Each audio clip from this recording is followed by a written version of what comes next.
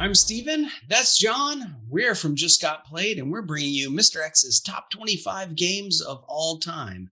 So what does that mean?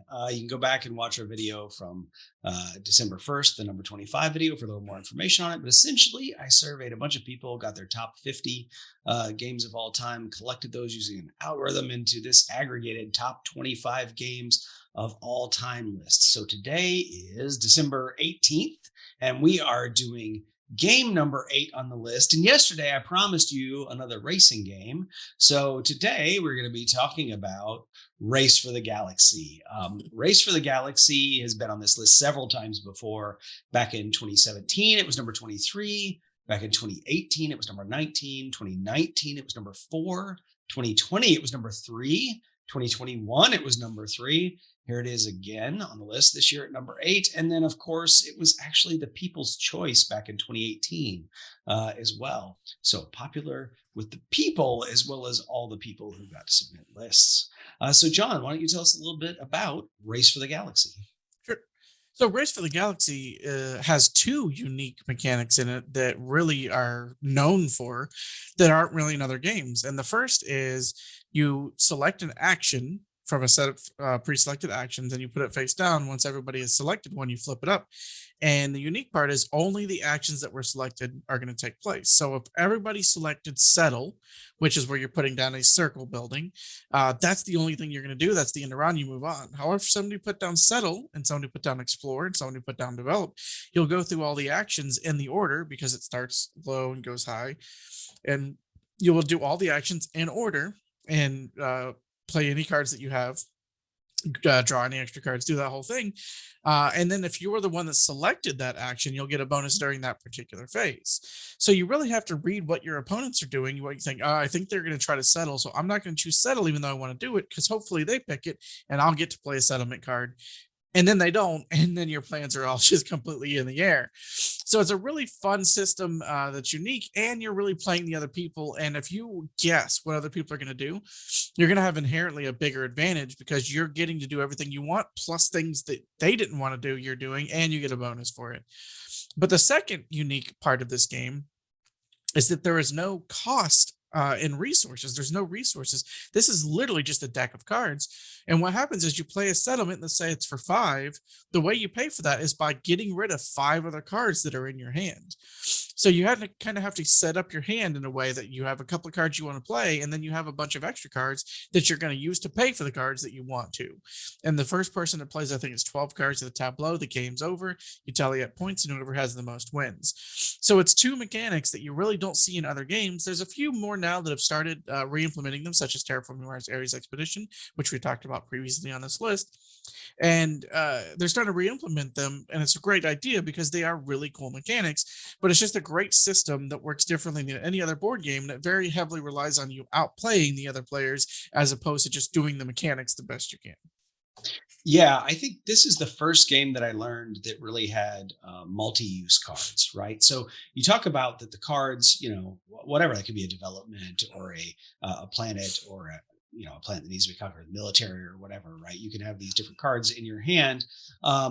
But then they're also the currency, essentially. And that's really cool because now nothing is a bad card.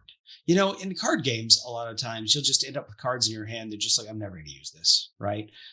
So now you've got some mechanism to discard cards and draw new cards or whatever. But in this game, when you have a card that you don't care about, like, great, good. I needed some cards that I could pay for these other cards with. So I really like, that multi-use card aspect of it.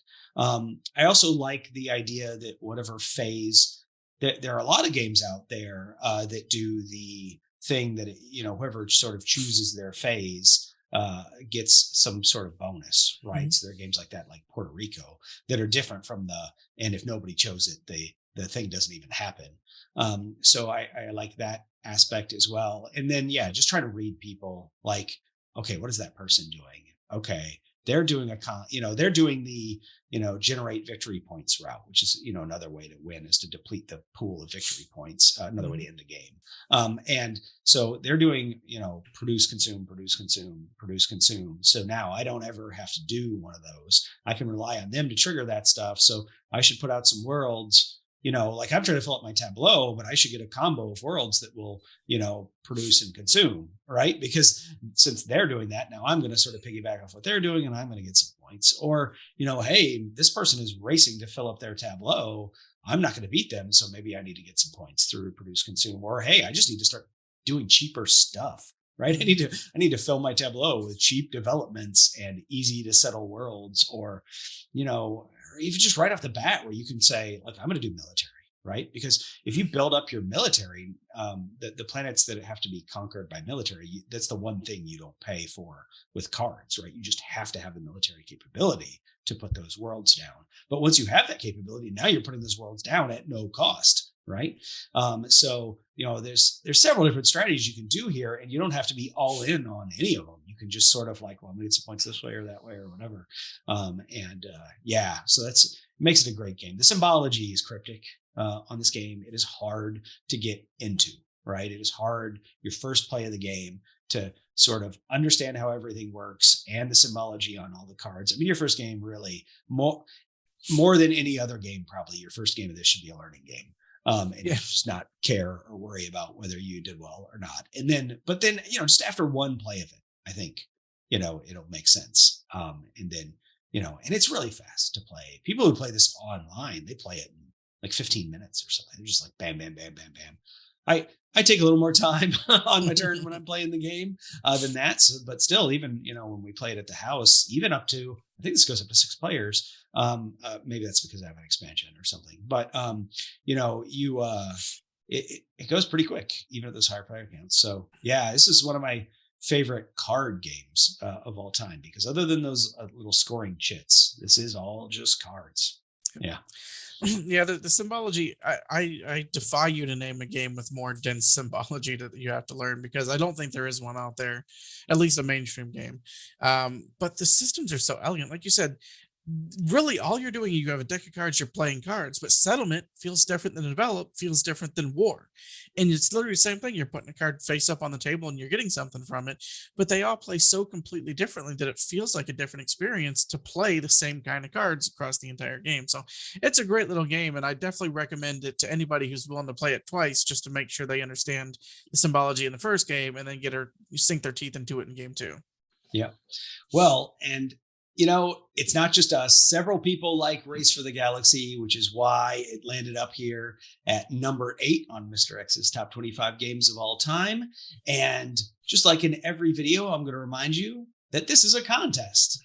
So at the end of December, I'm going to draw a winner from everybody who's left comments on our YouTube videos. So to enter the contest, that's all you have to do. Leave a comment on this YouTube video. So if you have played Race for the Galaxy, let us know what you think about Race for the Galaxy, or its, sister game, Roll for the Galaxy. And if you haven't played it, tell us your thoughts on it. And if you have no thoughts on it, tell me what your favorite science fiction book of all time is. Because I would, I always need to add some things to my reading list, right? Just like my backlog of board games I haven't played yet. I got a backlog of, audiobooks anyway, I need to listen to.